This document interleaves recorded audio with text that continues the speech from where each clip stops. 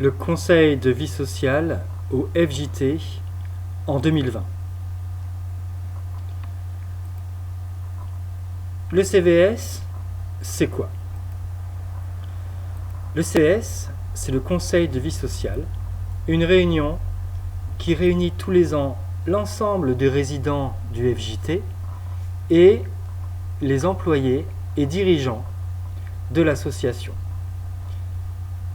Cette réunion, au préalable, est devancée d'une enquête faite en ligne pour pouvoir avoir la possibilité d'entendre chaque résident s'exprimer sur différents sujets. Il existe des CVS au FJT, mais dans toute structure qui reçoit des financements de l'État, comme par exemple une maison de retraite ou d'autres foyers.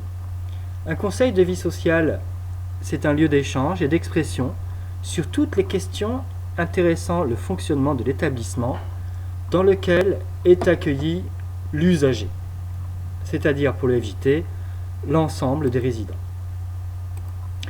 L'objectif, c'est de garantir les droits des usagers et leur participation au fonctionnement de l'établissement. C'est pourquoi, à chaque fin de CVS, on propose à chaque résident de venir participer sous la forme d'une réunion en soirée. Cette année est une année un peu particulière en 2020 où nous allons inviter les résidents à se réunir en ligne. Un CVS est organisé en 3 parties. Tout d'abord, la première étape qui consiste en la création d'un questionnaire, généralement constitué à partir du retour du Conseil de vie sociale de l'année antérieure, et la diffusion de ce questionnaire à l'ensemble des résidents qui ont un peu plus de 2 semaines pour répondre. La deuxième étape, une fois que les questionnaires sont remplis, on organise la synthèse des résultats que l'on interprète, puis on élabore un document qui décline les réponses apportées par le FJT. Vient la soirée de restitution en 3e étape, qui cette année s'est déroulée le jeudi 3 décembre 2020, où l'on a présenté le rapport issu des résultats de la consultation et cette vidéo rappelle à ceux qui n'ont pas pu participer ce qui s'est dit. Le processus est divisé en 3 parties: la création du CVS, la diffusion de celui-ci et aussi la tournée de l'animateur pour pouvoir faire savoir que le CVS existe et en quoi il consiste. La création du questionnaire a été faite en 2019, un petit peu modifiée et réaméliorée. Donc 4 thèmes pour un ensemble de 4 questions. Ces thèmes sont l'accueil et l'admission, le logement, l'équipe, la vie quotidienne et les activités. Ce questionnaire est diffusé en ligne à travers un billet sur le blog Animation, où l'on fait savoir le fonctionnement d'une CVS, mais la nécessité de participer à ce moment d'échange. Un message sur le compte Facebook est aussi diffusé, ainsi que un mail à chaque résident. Cette année, j'ai envoyé environ 138 mails à tous les résidents. Mais en plus, un petit rappel sur le smartphone sous forme de SMS. Et là aussi, 138 SMS ont été envoyés cette année. Par ailleurs, on n'oublie pas que la parole peut diffuser aussi sans les outils numériques. C'est pourquoi je me suis attelé à faire une tournée sur les différents lieux du FJT lors des 10 jours d'enquête dans les différentes résidences du FJT du nord au sud de la côte basque.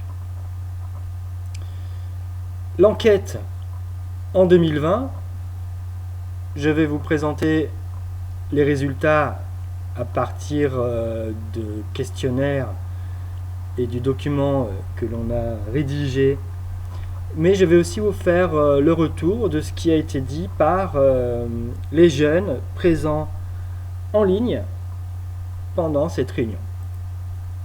Tout d'abord, environ 60 personnes ont répondu au questionnaire.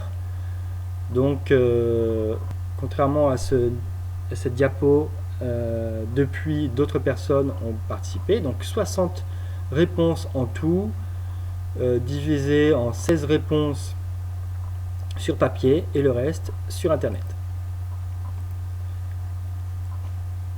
Au sujet de l'accueil, j'ai sélectionné deux camemberts qui indiquent comment le ressenti des jeunes évolue-t-il et aussi comment ont été ressenties les conditions d'admission. Donc, plutôt positif dans l'ensemble.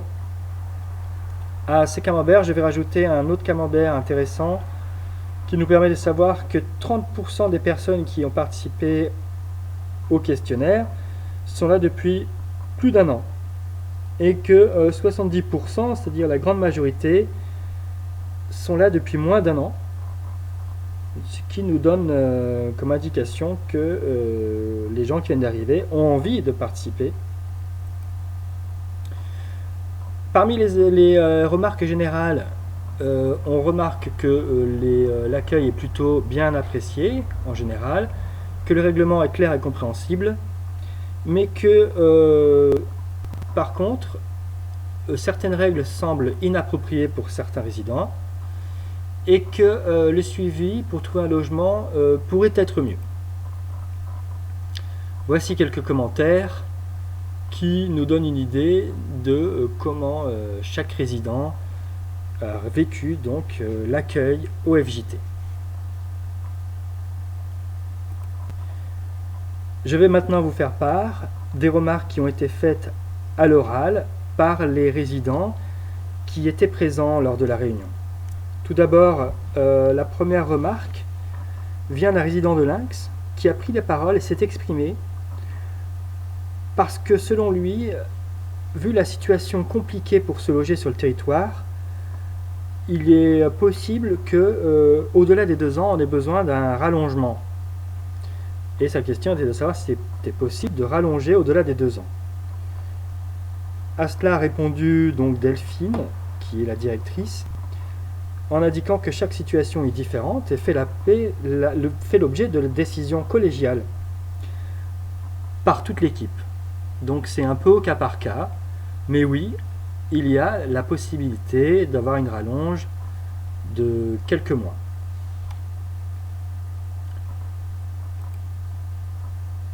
Au sujet de l'équipe, voici donc quelques camemberts qui sont issus des résultats que le questionnaire nous a permis de connaître. Donc,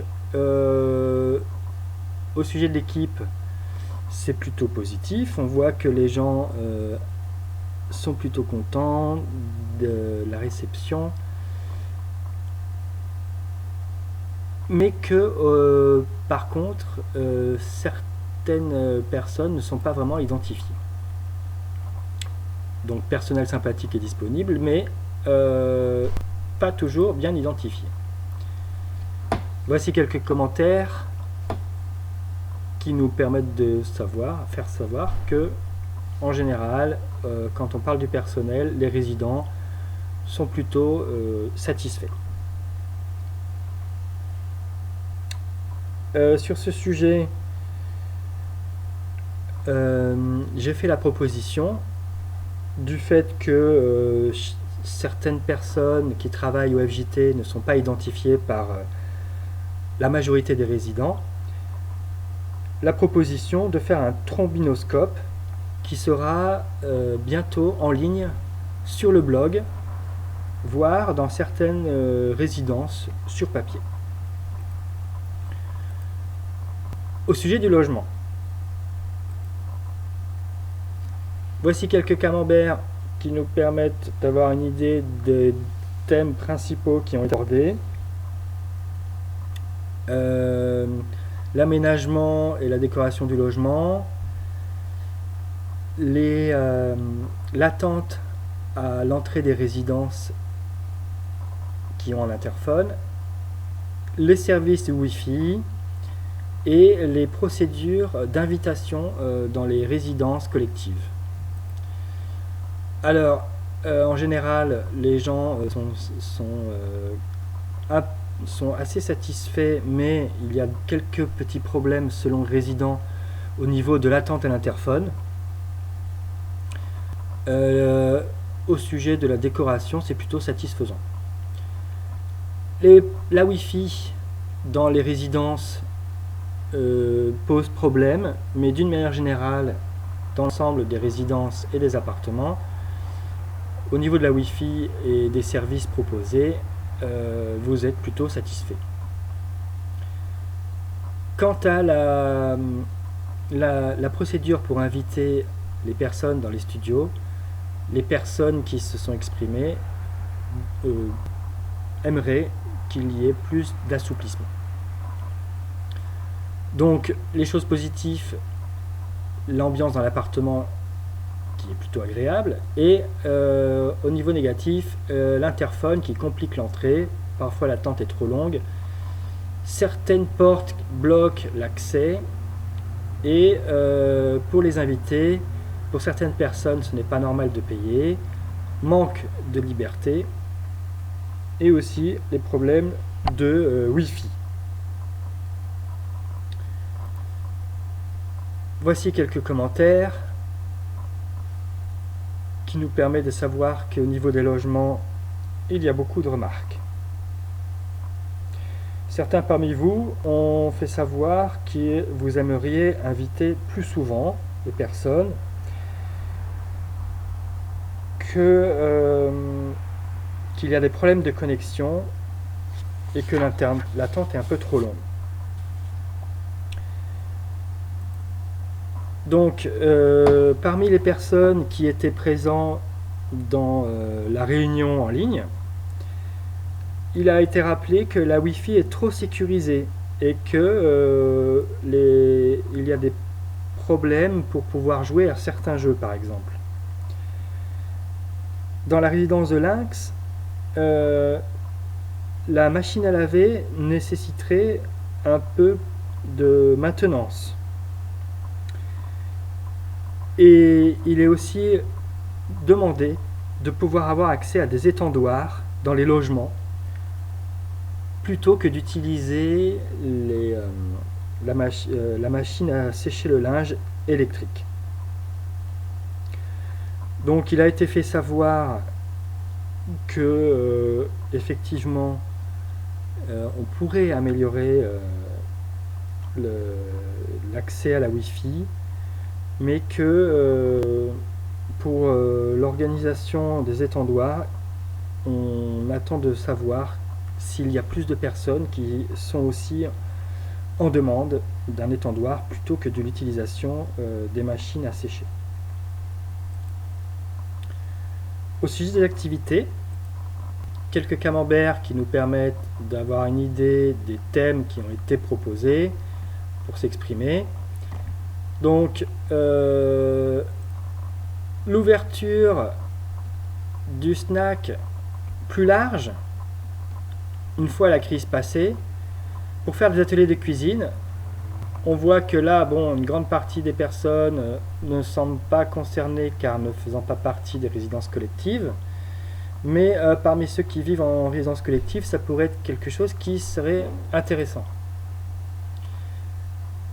Au sujet de la communication des animations, les retours sont plutôt satisfaisants, voire très satisfaisants. La diversité des activités et animations aussi sont en grande majorité bien approuvées. Et le nombre d'activités semble convenir.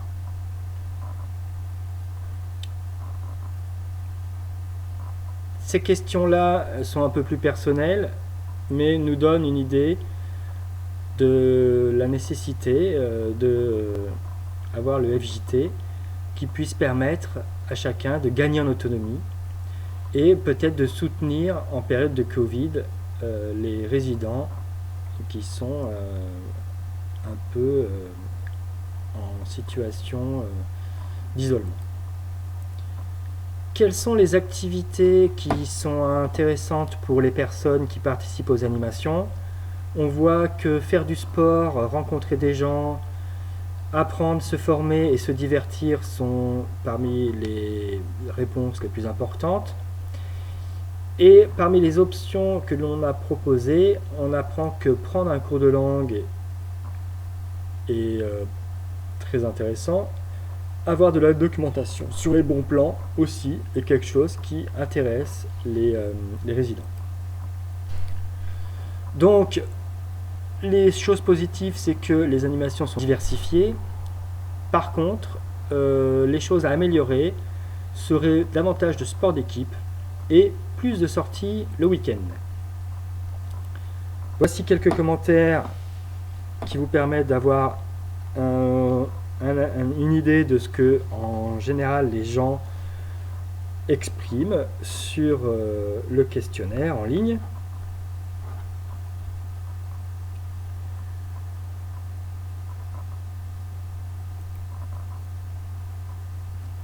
Et je vais vous faire part des remarques qui ont été faites parmi les personnes qui étaient présentes lors de la réunion. Donc on a demandé de faire davantage de sport collectif, mais aussi d'activités culturelles comme le cinéma en salle. En sachant que en période hors Covid, on propose aussi des projections au snack. Donc il y a de l'intérêt pour faire de la cuisine au snack de manière personnelle, c'est-à-dire chacun pourrait venir cuisiner pour s'alimenter. Et éventuellement l'ouverture d'un congélateur pour que chacun puisse congeler des plats qui ont été préalablement cuisinés au snack. À Lynx, il a été demandé de pouvoir ouvrir la salle d'activité en dehors des animations faites, les jeudis et les mardis, et de pouvoir maintenir la salle ouverte pour que ce soit un lieu de rencontre, peut-être même en dehors des horaires de présence. À cette question, Stéphane est intervenu pour faire savoir que c'est envisageable, mais qu'il faudra organiser toute une organisation pour désigner un résident qui serait responsable et en lien avec les employés du FJT pour notamment le passage de la sécurité ou pour vérifier s'il n'y a pas eu de débordement dans les parties communes. Toujours à Lynx, on a demandé à ce que le tri soit facilité, c'est-à-dire qu'on peut trier à Lynx, mais pour le verre, il faut se déplacer. Donc à voir. Là, c'est moi qui ai fait la remarque qu'on était en relation avec Bill Tagarby et que on pourrait faire une demande pour pouvoir avoir plus proche un réservoir pour les verres. Le plus proche de Lynx est à environ 300 mètres. Là aussi, il faudra voir en interne si c'est vraiment opportun. Pour les remparts, il a été demandé la possibilité aussi d'utiliser le snack pour pouvoir avoir une salle de jeu qui également serait utilisée en dehors des activités prévues par l'animateur. Et également de pouvoir organiser des animations les lundis et les mercredis, en plus des 2 jours prévus à l'origine, mardi et jeudi. Stéphane a pris la parole pour faire savoir qu'aujourd'hui, le snack est déjà accessible à n'importe quel moment et qu'il est toujours possible d'en faire un lieu de vie. Toutes les nouvelles idées sont bienvenues, mais bien sûr, une fois que on sera à la normale. Voilà pour le retour de cette réunion. Pour conclure, on a demandé si tous les sujets avaient été évoqués et s'il fallait aborder d'autres sujets. À cette question, personne ne s'est exprimé. On en a donc conclu que c'était le moment de la fin de cette réunion. Merci pour votre participation et aujourd'hui, merci pour votre attention. Et nous allons terminer avec un petit peu de détente.